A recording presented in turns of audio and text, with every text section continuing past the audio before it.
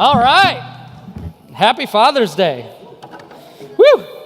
Man, don't you wish you had that type of epic background music for you throughout your day? Like when you wake up, that's what happens, explosions behind you. Well, today's topic is everyday hero, so this is going to be fun. But for those of you who don't know me, my name is Justin. I've been on staff here at Kensington for a number of years. This is where my family calls home. We have 3 daughters. So in the last service, one of the guys on the panel, he said, I have 4 daughters, and that's why I have no hair. That was discouraging to me this Father's Day. But we actually have a 4th child on the way. Yes, Father once again.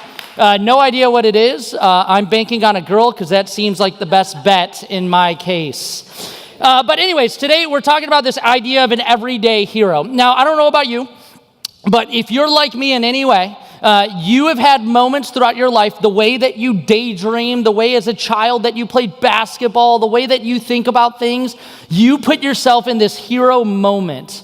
Like when I was a kid, playing basketball, I'd, count it down. I'd have the basketball in my yard, 3, 2, 1. And I'd imagine I was Michael Jordan putting up a last game-winning shot, and when it clanked off the backboard, I got it again.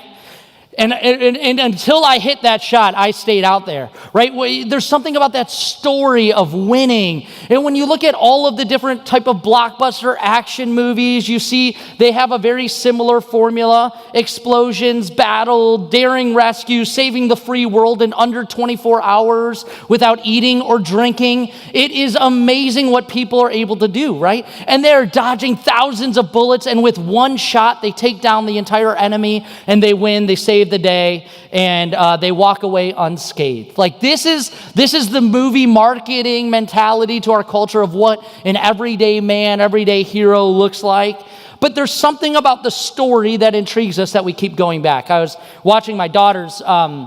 We do a bedtime reading kind of moment every single night, and I brought out this book that I really wanted to read, this story, The Lion, the Witch, and the Wardrobe by C.S. Lewis, and I wanted them to be really excited about it. My daughter looks at the front, my oldest daughter, 7 years old, she's sweet, she goes, no pictures, looks boring. Right? Like that was her first bet. So she laid her head down on the ground in defiance of me. And I began to read this story, and I watched as the story began to unfold. Even in the first chapter, she slowly sat up and scooted her way next to me, and by the end of it, had her head on my shoulder, peering at the story. Because there's something about a story that intrigues us at our core. But if we're honest, that isn't how we feel every day waking up. It's not how we feel every Monday or every Wednesday. Things happen, and some of those dreams begin to go distant or dim, and we start getting that feeling of frustration, and so we look to escape. We look to kind of find that sense of something, and so we look for it in different ways. And it's because the reality is life hits us square in the face sometimes. And that's just being honest, right? So Tuesday night, we put our kids down. I go downstairs to go get something, and all of a sudden I get a weird stench that just kind of hits my nose. And having 3 daughters, that's normal, right? They leave food stuff around. We have one in diapers. There's things that happen that leave weird stenches, but this one was different. And as I understood the stench, it smelled like a sewer. And I started walking to my back room at about 11 o'clock at night on Tuesday night, glorious day this week. There's a bunch of black stuff around the storm drain in the basement. And all of a sudden, I'm like, oh no. Jenny's like, hey, everything good? Yeah, everything's great. Just cleaning up sewage. It's fine. It's great. Poop everywhere. It'll be great. So at 11 o'clock, I begin looking up things of how to fix it. I come up with my plan. And by 1 o'clock in the morning, I'm heading to bed with a plan on how to be an everyday hero Wednesday morning. 6 a.m., I wake up. I go over to Home Depot with my minivan that is the manliest thing I can drive. And I pull up and I get a rented snake that goes into the sewer line to clean it out and be able to fix everything. So I've played this out. I'm going to clean out the drain, and then I'm going to walk upstairs. My children are going to be so excited, cheering for me as breakfast is made at 7 a.m. in the morning. So I get this thing in my van, I come back home, and I start working on the snake. And by 7:30, nothing has happened. Now, by the way, there's no stress in the house because my daughter has to go to school at 8 o'clock for her last day of school. And my wife is throwing a party for 15 girls to come over who probably will have to use the bathroom at 10:30 in the morning. And there's guests that are going to be in the house, and our other two daughters have to go to daycare. So here's this moment where I realize I'm looking at the sewer system issue and going, I am not an everyday hero. I am an every Wednesday failure, and I need to figure out something else. So I did the thing that I didn't think I was going to do. I called somebody else to take care of it. They came over 5 minutes later. It was done. It was a great morning. As I signed that invoice, as I took that poop covered thing, cleaned it up, and took it back to Home Depot in shame. And the guy was like, "Did it work?" I was like, "Well, something worked, yes." And here I am. But the reality is, sometimes Wednesday doesn't feel so significant, or Thursday, or Monday, and we kind of wander through life going, where do I feel that sense of purpose, the sense of significance? Right? And I believe that what I've learned through my life is watching men who I've seen as mentors in my life, they've understood something that I've learned from them, or I began to learn from them, and I relearn over and over again, that they've understood there's this invitation in our life to experience a sense of freedom and peace and joy. And there's battles to be fought in our life for our families, for the future, for our kids, for the generations to come, for our neighbors and friends. There's stories of beauty and restoration and hope and adventure. But sometimes I don't feel it all the time in the mundane, everyday situations. And what I think happens is our perspective begins to look at these situations as discouraging, and God invites us to shift our perspective to a different idea, a different truth for us to hold on to. And it's because that's what Jesus does. He shifts our perspective about what matters, what's significant. And so I'm going to talk a little bit about some of these shifts that we can make to experience more impact, more significance, more adventure, more purpose. So let me pray. Jesus, thank you so much for today. Thank you that for every dad in the room, the fathers in the room, Lord, that have just been people of encouragement. Thank you for the people who have invested in their lives. Thank you for the single moms in the room who are fighting for their children. We just praise you that we get this opportunity to come together, encourage one another, and move out with truth that you have instilled in us. Lord, we pray these things in your name. Amen. So one of the things I believe about this is that a small shift can lead to a significant impact. A small shift in our lives and our perspective can lead to a significant impact. For me, one of those small shifts was when I read this book by John Eldredge called Wild at Heart. And then there was a second one that was called Fathered by God. Some of today's message, it comes from these two books kind of coming together a little bit and talking about what does it mean, especially for men, but I believe this for anybody, that there are some truths that we can cling on to that would shift our perspective about our daily battles, our daily fights, our daily purpose. And the first shift in our perspective is this. We have to shift our perspective that we have a battle to fight. Every person has this within them. You see this from a young age. You see this in children, and you see every person has different battles. I have 3 daughters, as I said, but I have friends who have all boys, and so when our families get together, they could not approach their toys differently. My daughters are using it as like wands and tiaras and like magic or whatever. I watch these boys use it as swords and arrows that are flung at my kids' faces. And it's great until there's blood drawn, right? But there's a different battle between these two. And all of us have that within us. We have these battles to fight. We fight battles for our family. We fight battles for our job. We fight battles in our workplace. Like there are battles that we are fighting all the time. But I think sometimes the battles that we fight are taking us off track. Sometimes the battles that we fight, we maybe are missing what the real story is that is going on. There's a character in the Bible named Saul. And Saul, he has this battle within him that he's fighting when we meet him in the scriptures. He was known as a man who terrorized Christians. He went after them. He tried to take everything away from them in the best way I could say it. And Saul had this battle to fight for significance. He wanted to be the best at his job. He was one of the brightest. His battle to fight was to be more successful in what he was doing. And when I ever read a story that comes from the Bible, what I always ask myself is this question: who am I in that story? And I'll tell you, my first hope is that I'm the hero, but often I realize when I reflect back on my life, I'm like, no, I'm the person who needs to improve a little bit in this area. And that's how I feel about Saul. Saul, it's weird to say this, but Saul was fighting this battle and getting his significance from things that didn't really matter and that actually hurt people. And I wonder how often I fight battles like that. How do I fight battles against people? How do I fight battles where I want to look better than someone else? Have you ever found yourself judging someone else so you feel better about yourself? Right? Hey, don't show your hand, by the way. Yeah, me. I was judging him. You notice like you have these battles within you. You're battling for people's approval so that you feel validated. Right? You're battling against a coworker hoping they fail so that you succeed. Or maybe you've been on the receiving end of a battle like that. You start battling the people inside of your home when they're the ones you should be fighting for. See, when I look at Saul, his battles were just misguided.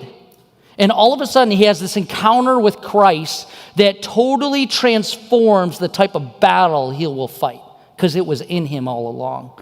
See, Saul has this moment with Jesus where his entire perspective, how he sees things, how he sees people, is transformed. And he goes from the person who persecuted Christians to the person who followed Christ and who was one of the most vocal in his faith. And the reason why we have a lot of the New Testament is because Saul's name transformed into Paul, and he wrote all these letters of encouragement and direction to the people that followed Christ. So in one of those letters written to a church that he was a part of, the church of Ephesus, he wrote this about the battle that to fight. Ephesians 6, verse 12. For our struggle is not against flesh and blood, but against the rulers, against the authorities, and against the powers of this dark world, and against the spiritual forces of evil in the heavenly realms. For our struggle is not against flesh and blood. Our battle is not against people, it's for them. Our battle is not against people, it is for them. And I wonder how often we take that battle and make it about us rather than for people. How often we make it about our desires, our comfort, instead of for the people that we have been encouraged to love and lead. See, I think what's beautiful about this scripture is it says, and by the way, to fight this battle, it doesn't require that you hunt. It doesn't require that you're a macho man. It doesn't require that you have some list of cultural whatevers to be a person who can fight the battle. It's saying, no, our battle is not physical. It is spiritual, and it engages every element of our lives. And some of those battles that I've noticed in my life are for the generations of hurt that my family has experienced and the generations to come. I don't know if you noticed that. One of my mentors says, we're always a reaction to something. Like even in our own parenting, we're either a reaction that something that our father and mother did was really well that we want to bring into our family, or we're a reaction where we didn't like what they did and so we lead differently. You know what's your reaction to that? So one of the things that I've noticed in my family's history, if you go back to my great-grandfather abandoned the family when my grandfather was young. And then my grandfather didn't really see his mother all that much either. So I have my grandfather who's learning how to survive. That's the battle that he is doing. How do I survive? And when you think about when you're in survival, you're just thinking about yourself. And so one of the things that I've noticed in our family, and we've joked around about now, is that our sixth love language is sarcasm. Like that's how you survived in our family. That's how you let things roll off your shoulders, is you were sarcastic because you wanted to keep people at distances. And so what I notice is the word love did not get passed on from my great-grandfather to my grandfather. And that same type of language did not get passed on to my father. And so at every single step of the generation to generation, I've noticed each person has tried to do one better than the previous. right? And so for me, this idea of who am I fighting for? I'm fighting for my kids and their future because I realize the power of the word love was so transformative for me. That I am fighting that my daughters know what love is, that they hear the word love, that they know that regardless of action or whatever thing that they do, that they know that they are loved and they have a place to come home to. Not because of what they've done, but because of who they are in my eyes. And I want them to see that because that has been so powerful for me. And that's the fight that we're in. The battle to fight is we're fighting for values in our home. Every person is fighting for a value in your home. And by the way, that doesn't matter if you're married or not married. You're fighting for who you are today that will be a blessing to the future person that you may marry or to your family or to your friends or to your neighbors. You're fighting for that. And so I think about some of the battles that we're fighting. We fight for character. We fight for our children that they know that they were loved and they have a safe place to return to. We fight for their future. We fight that they learn how to love people and how to treat people. We fight that they know their identity, which isn't based on popularity or success, because those things don't lead to significance. We fight for our spouses, not with them. We fight for forgiveness because perfection is impossible. We fight for the future of our marriages, not to win this fight I'm in today, but for the future of the marriage thriving in the future. That's what we fight for, and we have that battle to fight within us. But the one caveat I'd say is, if I just tried to muster up my energy every day, I don't have it. Coffee gets me part of the way there, but that's it. And there's something within me that when I am exhausted, it's really hard for me to fight. I'm just trying to survive instead of thrive. Right? I'm just trying to get through Wednesday. Get through the poop explosion in the basement. Get through that. Right? So here's the invitation though. I think Jesus constantly is inviting us back to him because he knows that he can put the energy, the strength, the truth that we need to fight the battles for today and fight the battles that matter. And he'll even reorient our perspective on what matters. Maybe the question is, what battle have you been fighting for that doesn't lead to significance? And what could God be inviting you to fight for now or fight for differently? The second shift in our perspective is a beauty to defend. Not only do we need a battle to fight, but we need someone to fight for. And again, this is regardless of situation, regardless of relationship right now. There are people to defend, to fight for, the innocent, the things that are happening that are unjust, the ones who are hurting, looking for hope and restoration. This is what the power of fighting for someone. For some of you, you're fighting for your grandkids, you're fighting for your daughters, you're fighting for your sons. Some of you are fighting for your future spouse, that you would become the person that you can bring into a marriage relationship. Some of you are fighting for the innocent. And I believe the reason why that is because God has hardwired that into us. For marriages, I think of Ephesians 5:25. It's Paul writing this. He says, "For husbands, this means love your wives just as Christ loved the church and he gave up his life for her." The word "just as" means in the same manner or in the same way. Now, sometimes this section of scripture in Ephesians, if you've been in the church or you've heard people use it in a negative way, they use it to hold authority over people. Where when I read it as a man and I read this verse as a husband, I go, there's not a higher calling to sacrifice yourself than what this verse says. It says to sacrifice in the same manner that Jesus sacrificed himself. Well, he gave up his desires. He gave up his comfort. He gave up almost in a way his own dignity for the people that didn't even respect him so that he could in one day see them loved and cherished and valued. And he did that not because of what their situation was today, but because he hoped for better days ahead. John Eldridge in one of his books said this: Eve is a life giver. She is Adam's ally. It is to both of them that the charter for adventure is given. It will take both of them to sustain life, and they will both need to fight together. We are called to fight for, not against. And we see this over and over again. And the basis of it is in the way that God designed us. And it's in a design of love. Romans 5:8 says this, but God demonstrates his own love for us in this. While we were still sinners, Christ died for us. While we were still screwing up, while we were still selfish, while we were still being a punk, Christ died for us. John 15:13 said, greater love has no one than this, to lay down one's life for one's friends. It's the image of sacrificial love over and over again.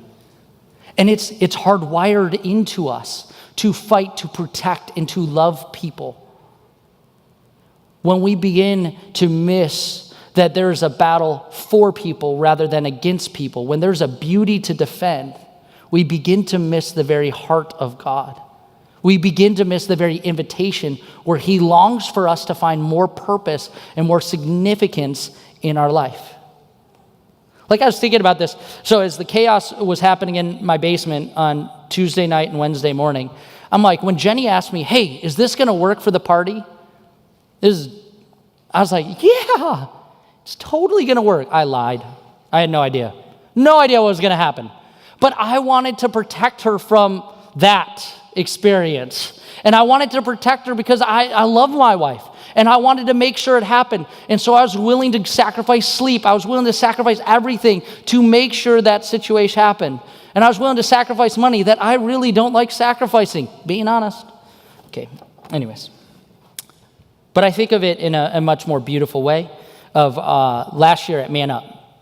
Man Up is our men's retreat that we do every year in the fall. And I just encourage you to go to kensingtonchurch.org/manup if you're a man and sign up on the email list because you'll hear when registration opens. It's incredible. Here's why.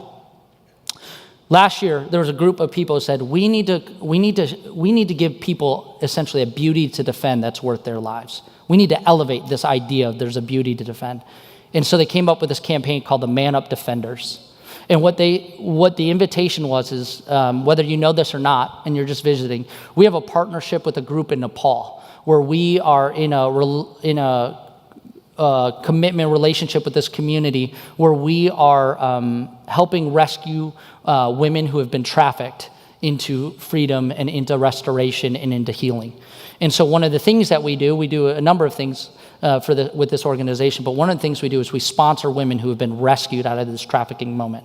So on Saturday morning, we invited these 800 plus men to consider defending the innocent that they may never meet, may never know, may never have a relationship with. And so we invited these men to join us in going, there is a beauty to defend that is worth your life.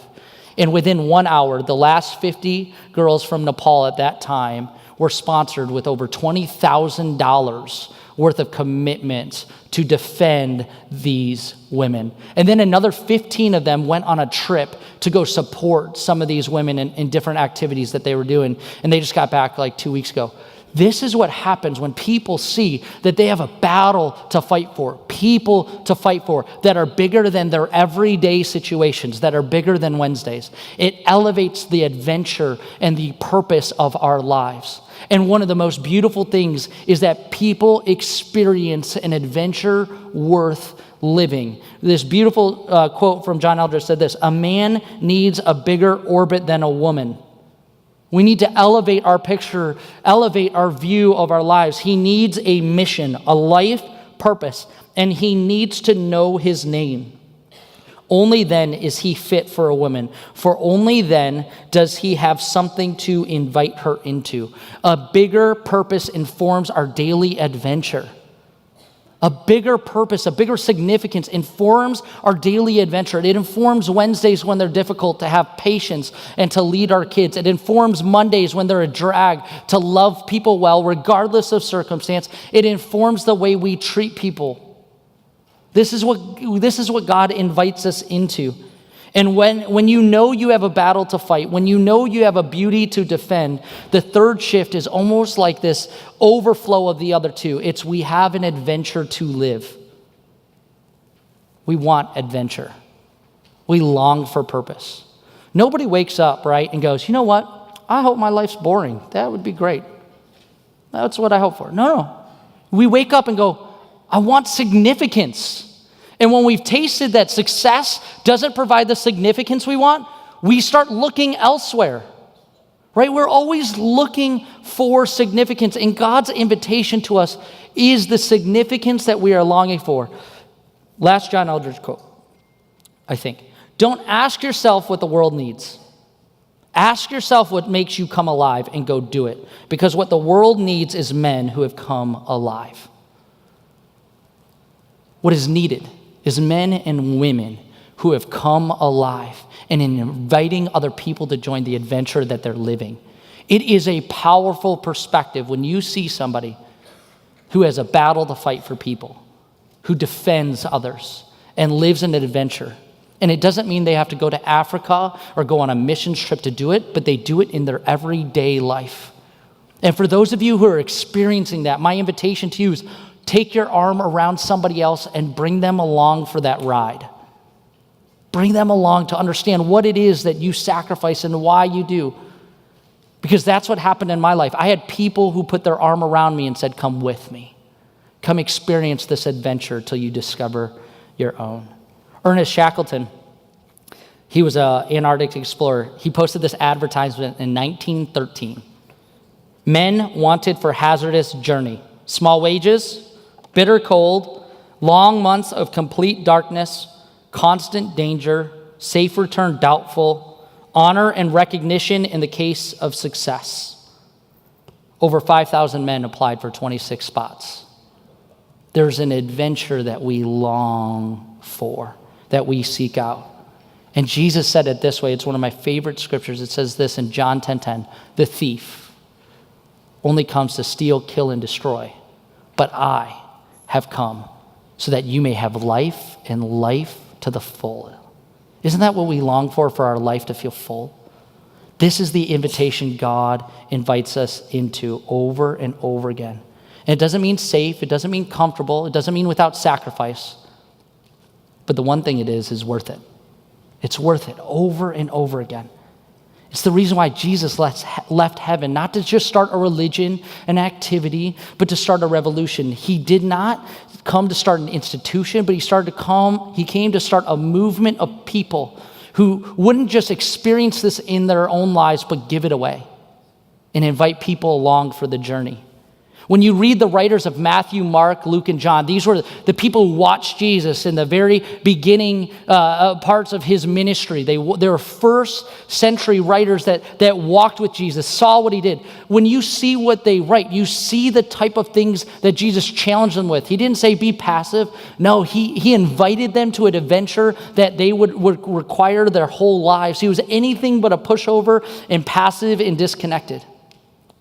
In Romans 8, verse 15, it says this resurrection life you receive from God is not a timid, grave-tending life. It is an adventurous, expectant, greeting God with a childlike, what's next, Papa question. God's Spirit touches our spirit and confirms who we really are.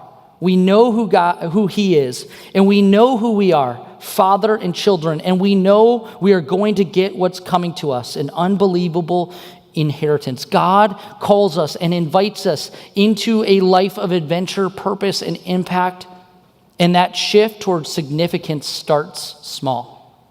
Sometimes we think it's so far off in the distance that we don't even want to begin. You know, growing up, I was really good at math. I love math. I love how something mathematical, there's a simple answer for it that I can understand. One of the things about an equation about degrees is if you were walking in a straight line, right, it would be a 0 degree direction. But if you just took 1 degree off, the impact would start small. 1 degree off, just a 1 degree miss, 1 degree off on your path. If you were 1 degree off at 100 yards, you were to shoot an arrow 1 degree off, you'd be off by 5.2 feet. 5.2 feet over 100 yards. You think about a football field. 5 feet, that's pretty good, right? But if you move that to a mile, you're off by 92.2 feet. Now it starts to make a difference. If you're traveling from San Francisco to LA, you would land 6 miles off the target. If you're traveling from San Francisco to Washington, D.C., you'd end up on the other side of Baltimore, 42.6 miles away. If you were traveling from around the globe, from Washington, D.C., wanting to land back in Washington, you're off by 1 degree. You'd be off by 435 miles and end up in Boston.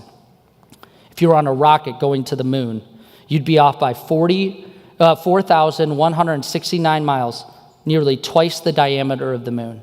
If you were going to the sun, you'd miss by 1.6 million miles, nearly twice the diameter of the sun. And if you were traveling to the nearest star, you'd be off course by 441 billion miles, 120 times the distance from Earth to Pluto. 1 degree. The reality is, I don't tell you that because you have to be perfect.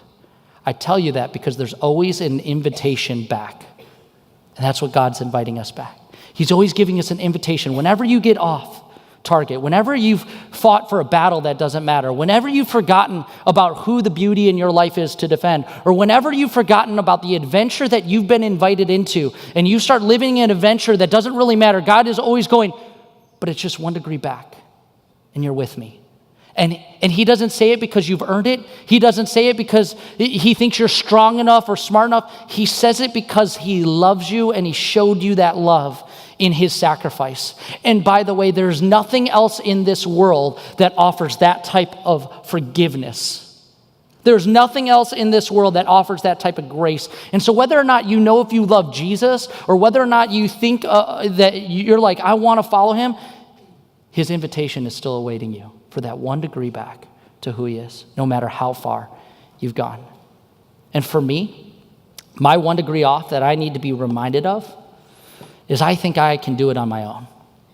I don't know what yours is. I think I have it all together. At least I lie to myself and say that.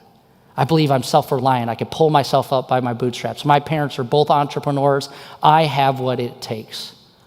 And as I get 1 degree off, the exhaustion in me increases. The patience dwindles and my purpose lacks. But God always reminds me that you can't do it on your own, but invites me back to him over and over and over again. That's the invitation, and that's the opportunity. And I'm so thankful for it because that's what keeps me going. Because that's where significance lies, and significance starts small. So we're going to watch a story of a friend of mine, but before we do, we're going to receive our offering this morning. And I just want to say this to you. Thank you so much. Thank you so much for your partnership with us here at Kensington. Thank you for your sacrifices when it comes to finances. We appreciate it. We get to be a part of incredible stories over and over again, and it's because of your giving. So as the ushers come forward, I just want to say thank you. If you're new here, you're a guest here, I'd just tell you that you could stop by Starting Point. It's out in the lobby. It's kind of our first step connection. We have a gift for you just to say thank you for being here. You can let this offering moment pass, but we just thank you for being here. So you're going to hear a story about my friend David. And David has been a friend that I've been seeing for the last couple of years, grow in his faith. And it's beautiful how he talks about somebody who had a significant impact but started small. So I want you to watch his story and see what impact his dad had on his life. Growing up, I never really knew my dad, my biological father. And so that was something that was really tough growing up because everybody that I knew in my neighborhood, they had a mom and a dad. And it was kind of awkward because it's like, well, I just have my mom. That really established a great bond between me and my mom because it was just us. Like it was me and her against the world, and that was just like what we were doing. And then when I was 5, she met a guy. He had an opportunity to literally just focus on my mom and concentrate on my mom and making her happy, but he saw me there and he intentionally took the time out to make sure that I was cared for and making sure that I was okay. And he made it known from the beginning that that was something that he wanted to do and that he wanted to participate and just being in my life. And he never really wanted to exclude me. And I hear a lot of people give me stories about how they really felt excluded by, like, their new dad coming in, and he always sacrificed comfort and finances and everything just to make sure that I felt included. And so I think that was probably the biggest thing throughout my life. Him making sure that I was included and making sure that I was valued and that I was respected as like an active participant in the family, that's how he earned the title of dad. I would say that I've seen my dad fight for me and my family just by consistently encouraging me and always making sure that he knew that I knew that I was great and that I was eligible for greatness. He would always tell me, you can do anything, and don't allow anyone to tell you that you can't. And that's something that really shaped me, because confidence is something that is a struggle for all of us, myself included. But whenever I can get a hold of my dad, he's just like, listen, don't let anyone tell you that you can't do this. You know who you are. This is like, you're my kid. Like, this is who you are. You're going to be great because I said you're going to be great. That's who God made you to be, and that's who you are. He always told me to make sure that I always treat people not just the way that I wanted to be treated, but to treat people the way that God treats me. He modeled Christ in the way that he treated others. It really has shown me what a real man is and what a real man does when the chips are down. And not even just a real man or a real father, but just a real leader. Being a leader is really a response. And being a leader is all about how you respond. And so that's allowed me to pretty much be there for any and everyone that I can be there for, whether that's as a ministry leader or as just a friend to someone. I always think to myself, this is something that my dad would fight for. This is something that my dad would want to help someone with. And so because of that, I always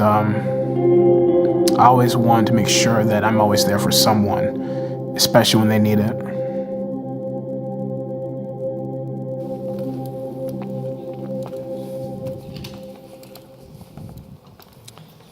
You know what I love about that story is there's one line that just hit me every time. It's my dad told me I was eligible for greatness.